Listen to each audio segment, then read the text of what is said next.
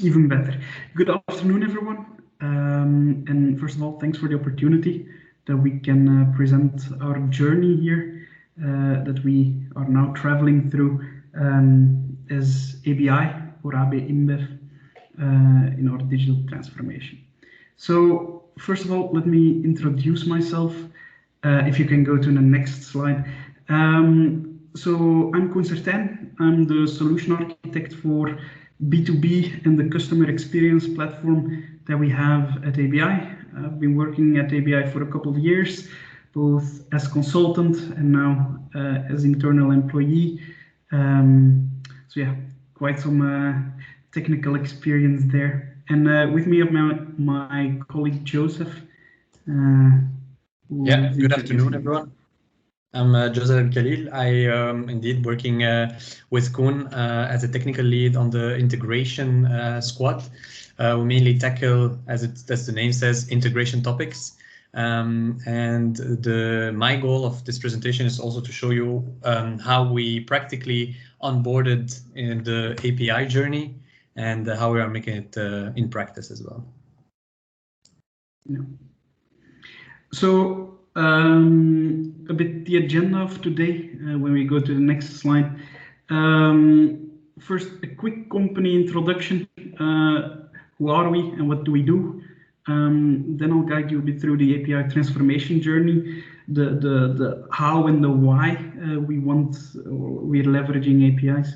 Then Joseph will take you to an actual example of a customer API that we've been developing, and then Joseph will also close off with the lessons learned, things that stick to us the most in this journey that we have. So AB Inbev or ABI, if you hear me calling out the abbreviation. What do we do? I think most of us from Belgium know, when you go to the next slide as well, Joseph, we're a beer company, right? We make, in my opinion, the best beers in the world. Myself, having studied in Leuven, when we go to the next slide as well, there is always one beer that's closest to my heart, which of course is the Stella. I think all of us are looking forward when the COVID pandemic is over, when we can go back to the bar and have some nice cold Stellas in there. But it's not only Stella that we have and that we brew at AB Inbev. We have an entire range of brands, Hoegaarden, Becks, Leffe, but also so more international brands, but also more of the local heroes that we have. I think everybody here knows Jupiler, but also in Asia, Boxing Cat, Camden, UK, yeah, best beers, right? Okay, good. That's a very quick introduction about AB Inbev, but now I think the most important part here in the presentation is the API transformation journey, right? So first I'd like to take a step back and see where we come from, not only as an individual company, but I think the transformation in the sector in a whole. History-wise, 10 years ago, I think everybody's familiar with the SOA architectures, the cloud computing, the agile methodology, and yeah, these were the cornerstones, and of course now translated to a couple of years later to other key areas when you can do the next animation. More standards set in, right? REST became one of the core standards now in integration that we have. Container automation, Docker, all these elements. DevOps came into the picture. So when combining everything like this together, now in 2020, 2021, we are, when you play the next animation, we are in the concept of low code, low maintenance, microservice ecosystems, very interchangeable building blocks to allow businesses to move fast. Because if you cannot keep up with the digital transformation, unfortunately, you will be left behind, as quite a lot of research has shown. So this is a bit the history that we're all familiar with. But when we go to the next slide, how do we now do this at ABI. We do this with taking up two core principles.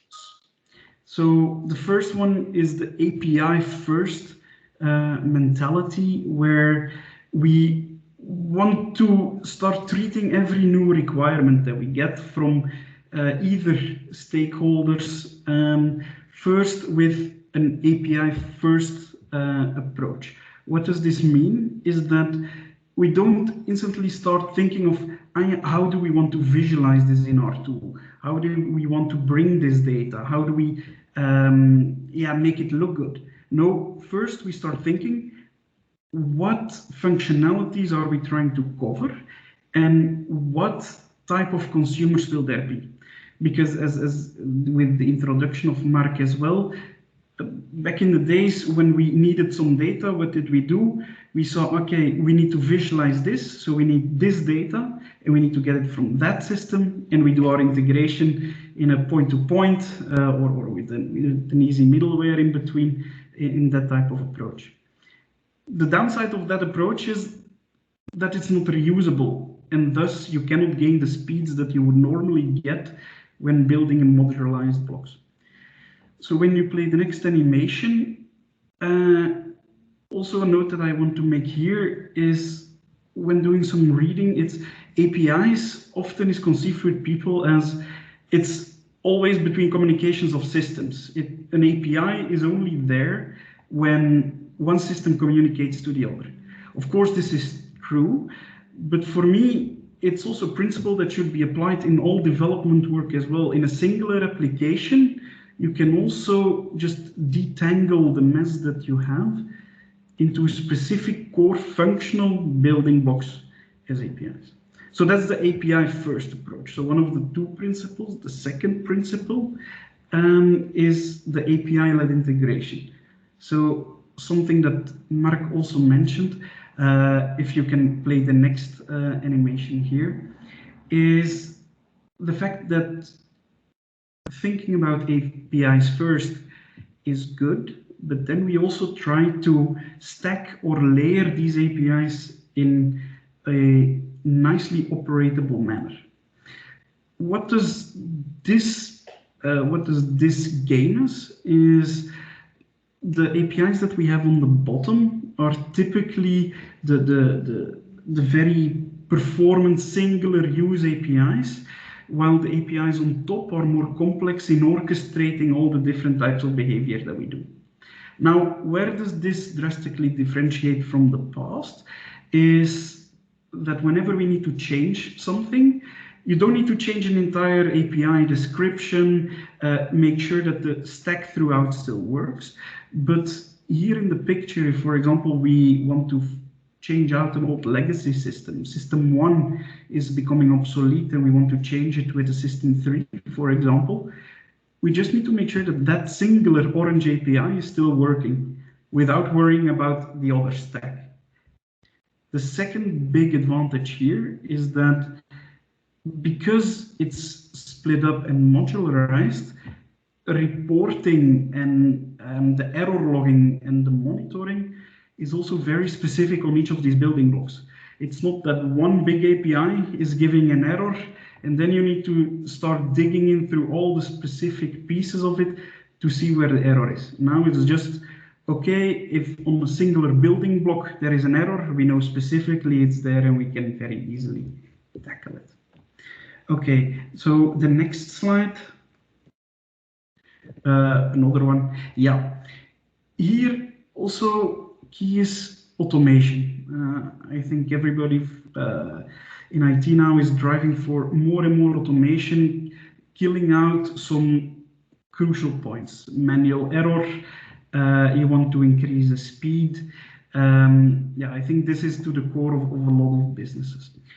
But I still haven't explained why we started the API journey. So if you play the next animation, currently we have in our current route to market, as we call it, we have 3 big building blocks or 3 big parties that are consulting our services. First, we have the general bar, the bar on the corner where they serve your Jupiler or your Stella. These bars are typically ordering from maybe Inbev through our web shop. That web shop, of course, has integrations with several systems to make sure that we have the most up-to-date data and we can deliver the best experiences to our customers themselves. On the other end of the spectrum, we have the very big retailers. Think about the Carrefour, for example. The very big companies that consume a lot of traffic and place a lot of orders. Typically what we do there is we do a rather expensive EDI type of integration where we are connecting our pure backbone systems to each other, making sure that orders can very easily flow from one end to the other. Now in the middle block, you see there the wholesaler, right? So that's actually where the gap is popping up. The wholesalers, you can have your bigger wholesalers, your tech-savvy wholesalers that have an IT landscape behind them that can do quite a lot of things. But you also have the more low-tech wholesalers that don't have the capacity to the IT that the others have.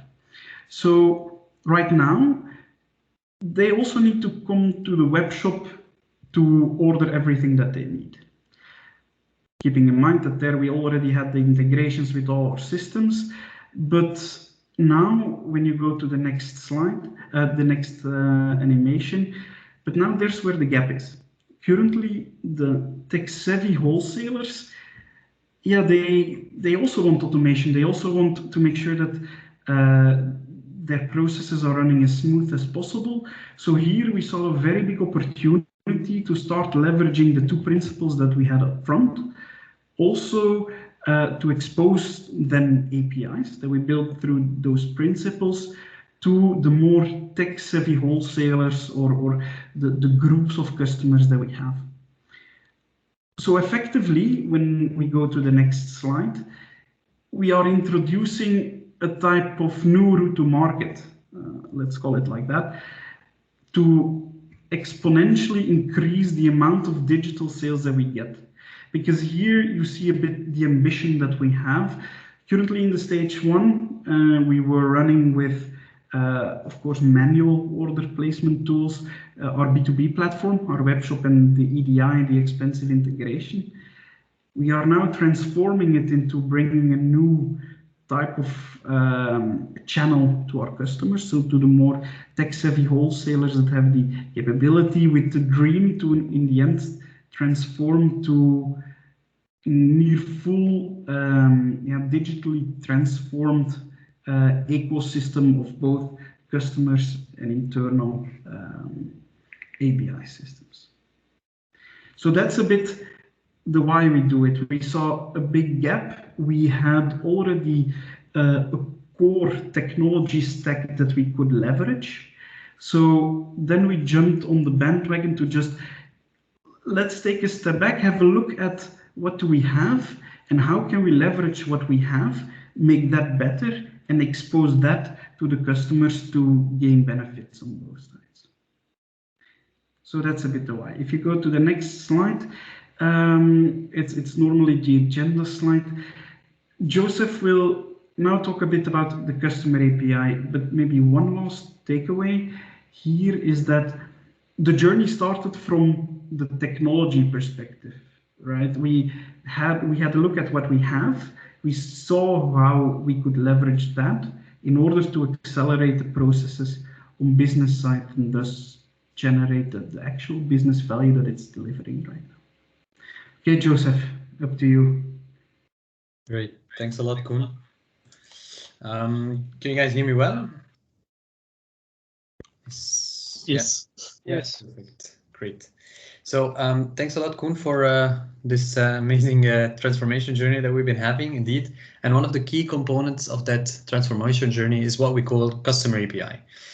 You may have heard it with Mark, we also may have heard it with Koen. Customer API, what does it entail?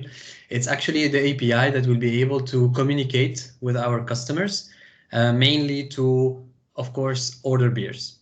But we also will show in this section that customer API entails more than just ordering beer.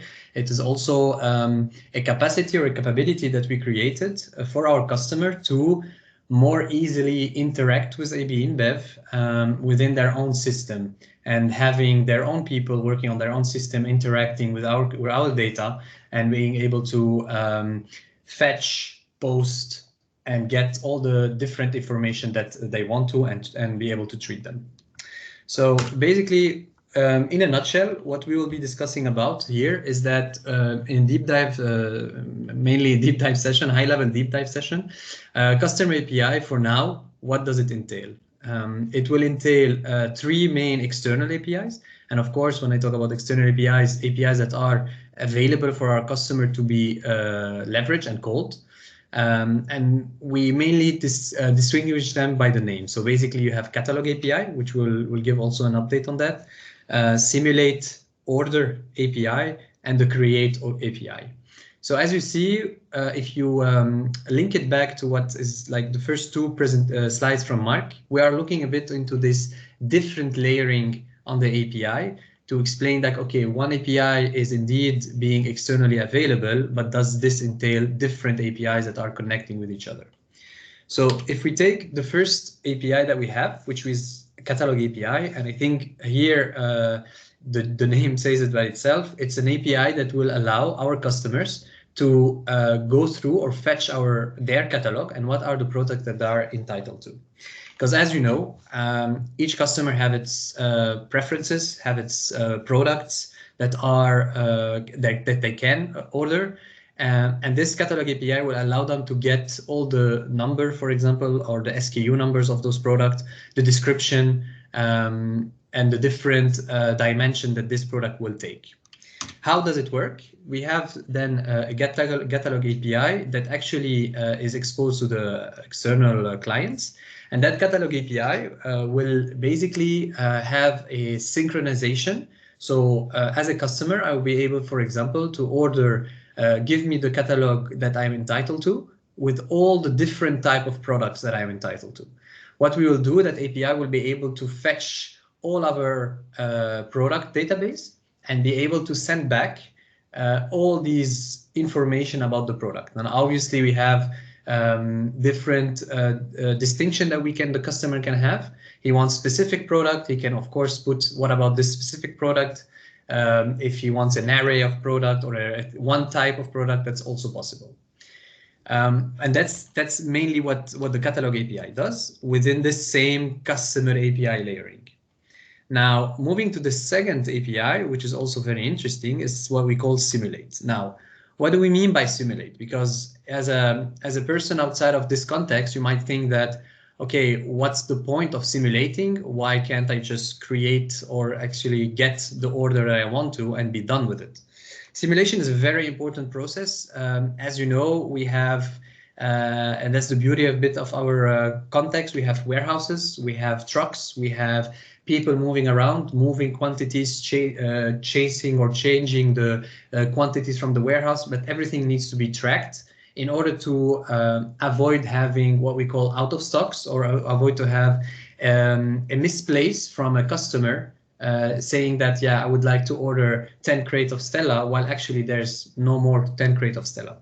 So that's a very important process that we call a simulate an order. And what the simulation does in this case, it will go through different sub-APIs that will allow to subsequently run and allow the response to the customer with the particular basket or the particular product that they are requesting to.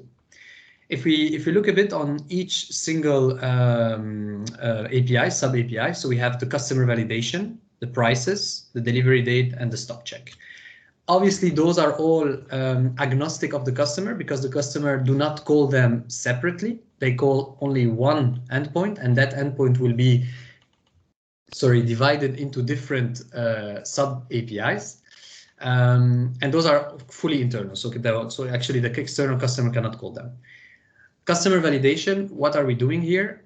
We are checking whether this customer, what kind of product is he or she or it is entitled to.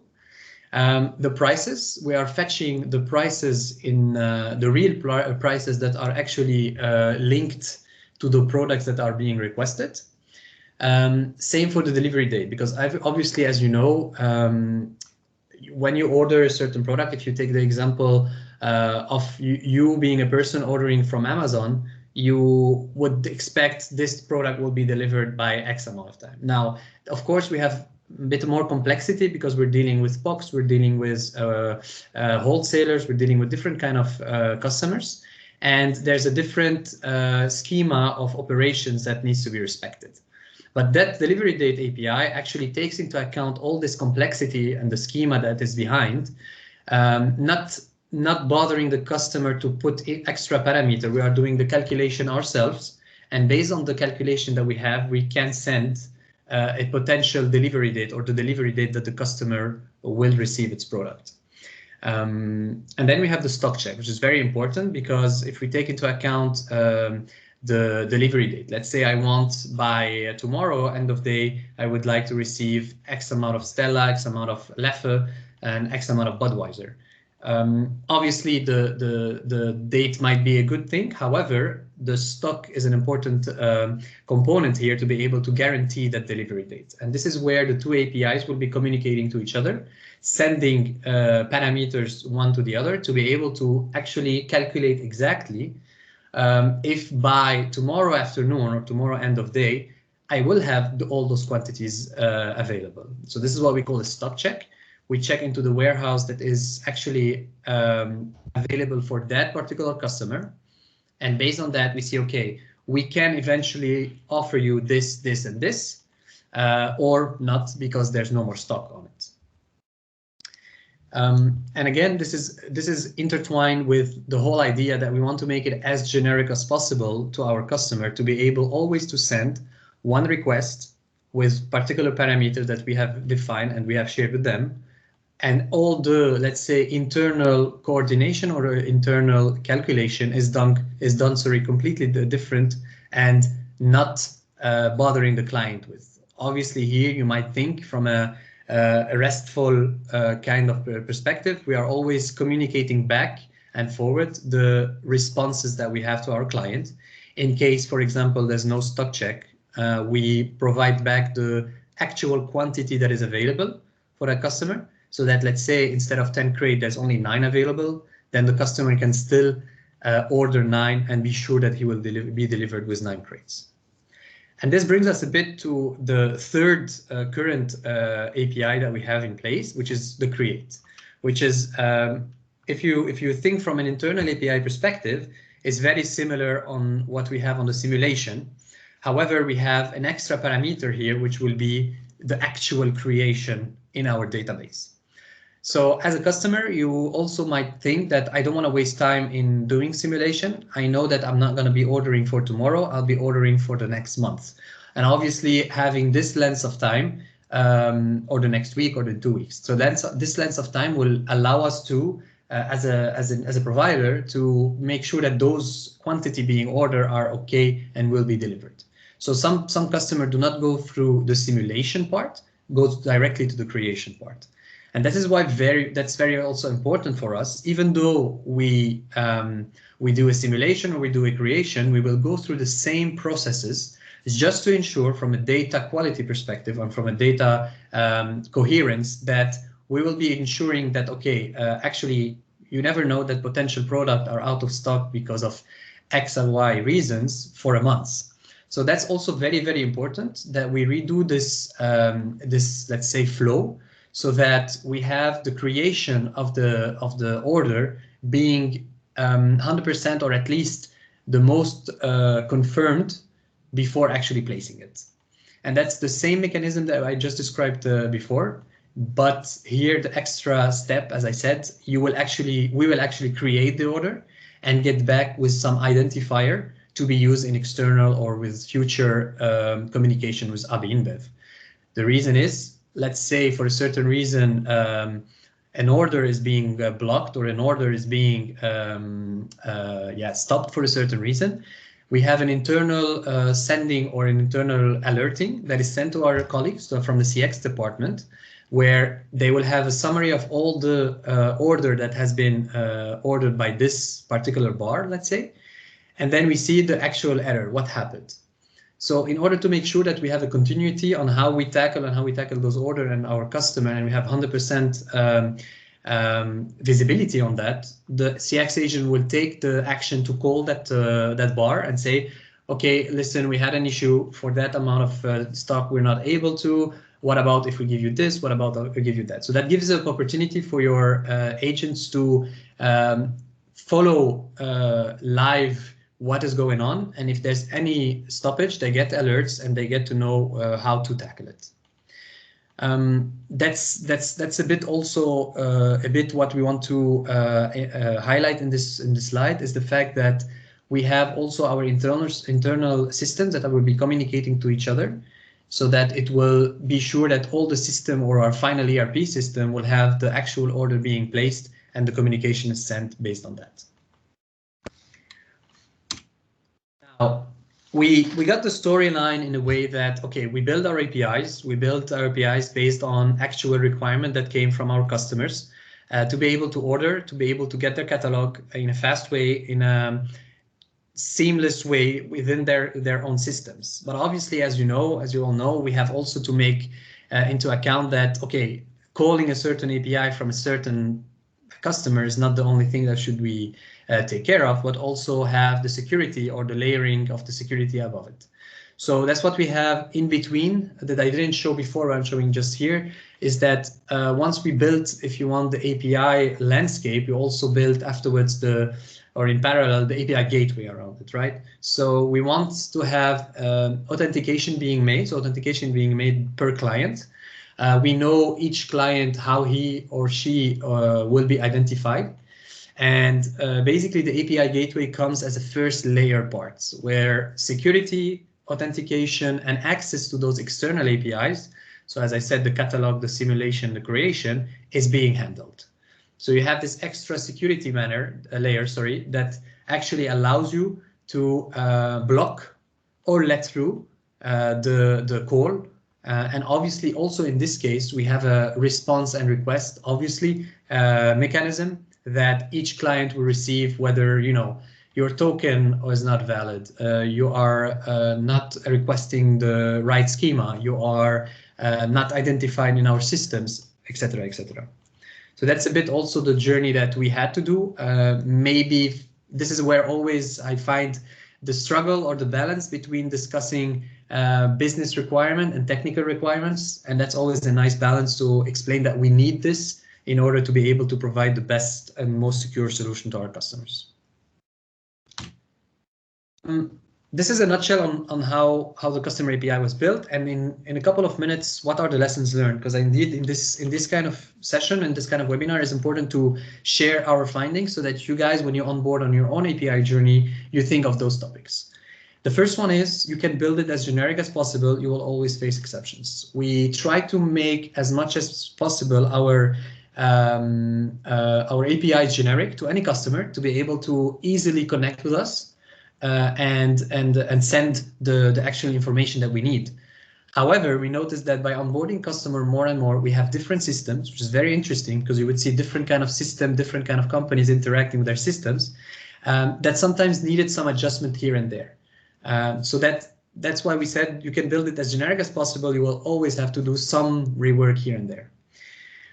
Very important, which comes to the second point, is include your clients right from the start of designing your API. The reason is we had one pilot that was closely coupled with us to create that design of the API, because we wanted to make sure that that pilot will allow us to easily deploy to other customers in a generic, again, way, but also in an easy way. So it's very, very important. And I think here the very interesting part was we are not anymore working with, one team with another internal team. We're actually working with a team of developers from another company, and we had to align on the, testing strategy, the timing, how we're gonna build it. If we have an issue, who to call, etc. So we're not like you can go and chat with your colleague because it's in Teams. It was quite interesting, and luckily we had a very good customer that was very open for collaboration. So that was very, very successful.